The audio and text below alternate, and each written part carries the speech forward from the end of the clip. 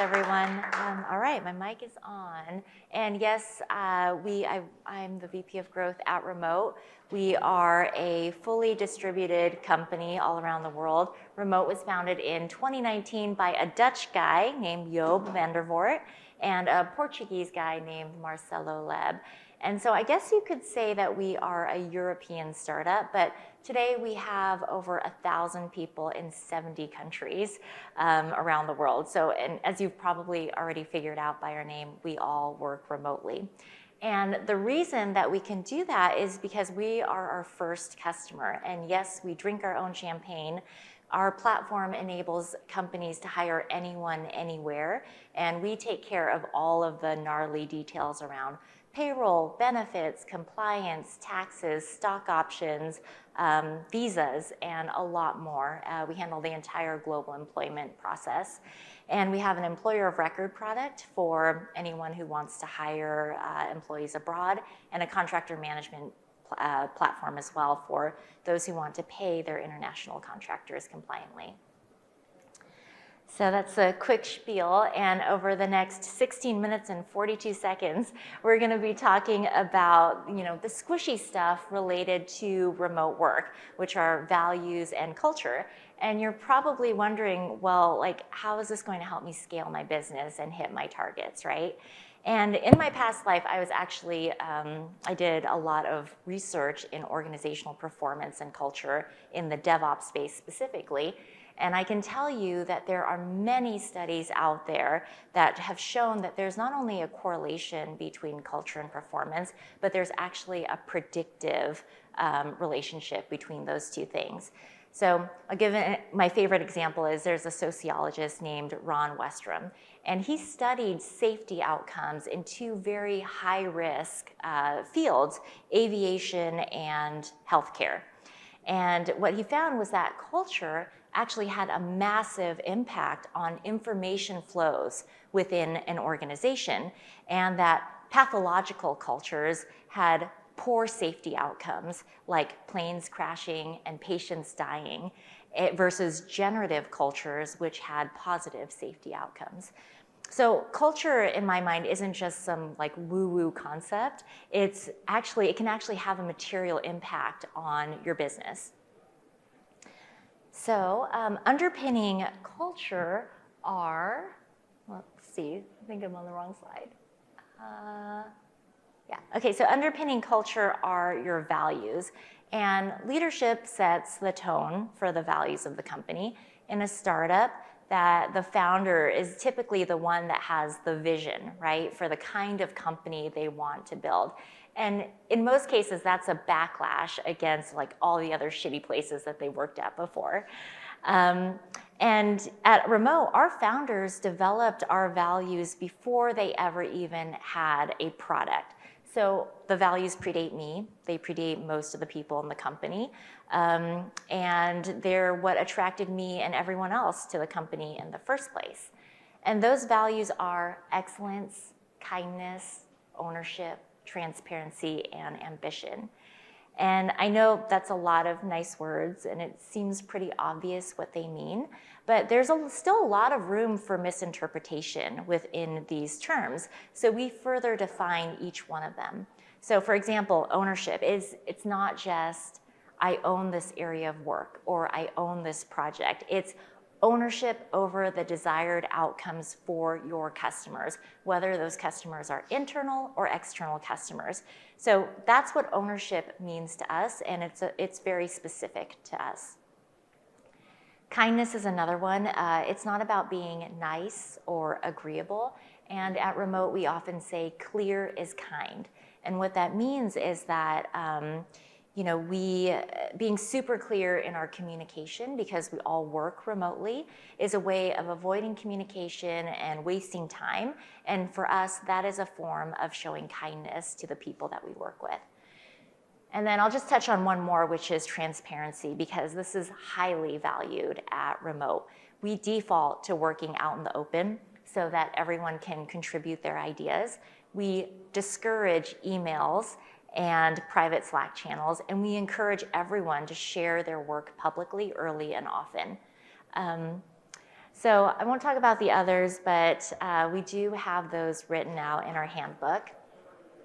Okay, so now you have a bunch of words, right? I'm sure all of you have some values too for your companies, or at least I hope you do. You've probably defined what those mean, and now you have to do the hard work of operationalizing those values as you scale your company. And I think this is really hard. The way that we did it is we started by codifying those values in our employee handbook. We call it the remote handbook. And it's actually, even though it's for employees, we make it publicly available to everyone so they know what our values are. And then when we hire, we refer candidates to our handbook.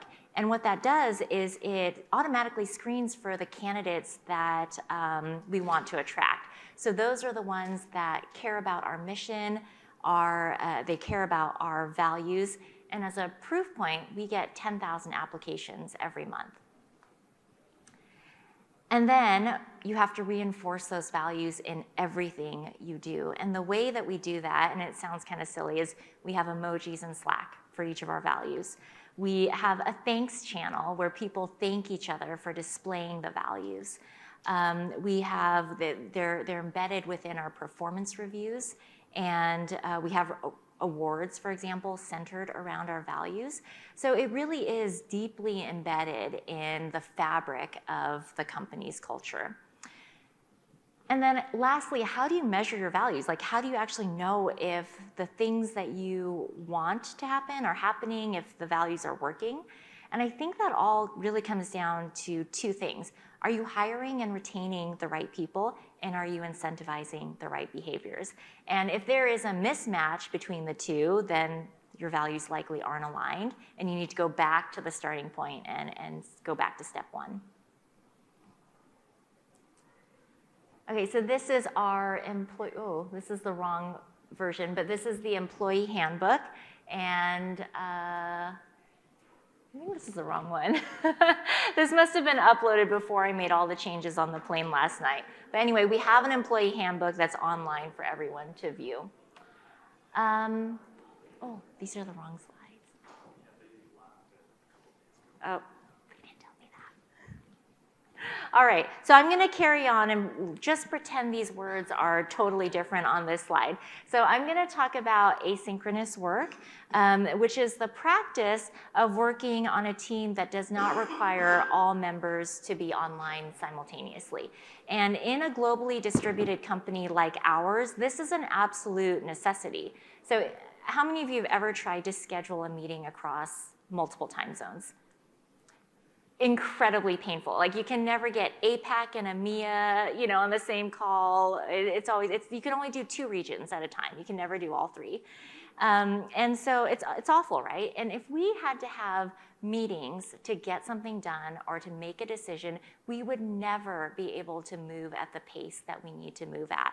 So we believe that working async allows for maximum productivity and flexibility for all of our team members. But to work async, you have to be really relentless about transparency and documentation. So the 3 things that really power async work are excellent written communication. We always default to collaborating async in public channels and Slack, and the fact that it is public actually forces people to be really thoughtful about how they communicate with each other. We have a bias towards action. We don't wait for decisions to be made. We move forward with the best information that we have, and we pivot when we need to. And then autonomy and trust, I think these are really key to, honestly, any healthy company. But we, because we screen for our values and we hire based on values, we trust people to deliver on outcomes, and we trust them to work autonomously. Now, async doesn't mean that we never have meetings, but our goal is to actually avoid meetings as much as possible. And our CEO will even call us out if he thinks we're having too many meetings. And he asks us all the time to kill meetings. So when a meeting is called for, however, we do strive to practice really good meeting etiquette. And I think this is a discipline, and it's an important one. So there's always an agenda. Maybe there's a pre-read that's shared out the day before. The meeting is always recorded, and the outcomes and next steps are documented and followed up on. And finally, we have a really strong culture of documentation. And I would say that in a remote environment, documentation is really everything, right? We use Notion because it's really low friction to adopt. Literally anyone can create a page. And that acts as our collective memory space. The downside of Notion and really any other tool, there's no perfect tool for this, is sprawl, but that's just the trade-off that we're willing to accept in order to improve transparency across the business. And our motto is always search first, ask questions later. So being kind also means trying to find the information yourself and not making someone else do the work for you. And if it's not documented, you document it. So everyone's responsibility is to keep our documentation nice and tidy. And these slides aren't going to be right, so I'm sorry. But the next part is about building culture. And even in a globally distributed company like ours, social connection is still really important. It's a critical need for us. And as leaders, it's really important to be deliberate about creating those social connections amongst your teams. So one thing that we did early on my team is something called a personal share. And that's where we had our all hands meetings, and one person would share something personal about themselves, often like a story about their life. And what it does is it really helps you connect with that person on a deeper level, understand how their experiences have shaped them, and it builds empathy with your team members. And so it's also just really fun because we have really interesting people at the company, and we get to see a little bit of their lives. And we also encourage coffee chats so others can get to know each other around the company. And we take the time to do social activities as a team. This is super hard when everyone is all around the world in different regions. So you do have to be deliberate about it. And I think the most important thing is to be inclusive of all the regions. Like, we only have a few people in APAC right now, but we always try to make sure that we have something built in for the APAC folks. Fostering community remotely is another key thing. We have concentrations of team members in certain cities, and some of the bigger cities, so they often meet up. When we have a lot of digital nomads at our company, for example, and they travel and they like to meet up with each other as well. I'm going to meet someone for lunch today who I've worked with for over a year and a half, never met in person, and we're meeting for the first time today. But even if you can't meet up in person, I think there's still ways to foster community online. And for better or for worse, Slack is kind of our remote office. And we have a lot of social channels, and it always delights me to see all these social channels and the activity around them. So we have channels for coffee, for cycling, for music, various women's groups, and these are where people from all over the place can connect on things that matter to them. And then the last thing is, we talk a lot about work-life balance. We want to flip the script on that. We talk about life-work balance at remote and integrating work into your life. And the reason for that is because in a remote-first environment, it can be really hard to switch off when all of your colleagues are working in different time zones. And so as leaders, I think it's really important for all of us to encourage setting boundaries between work and personal life, and to model that behavior ourselves as an example, and to also continue to be relentless about async work. So I want to leave you, I don't know if this slide is in here, but I want to leave you with kind of a final thought.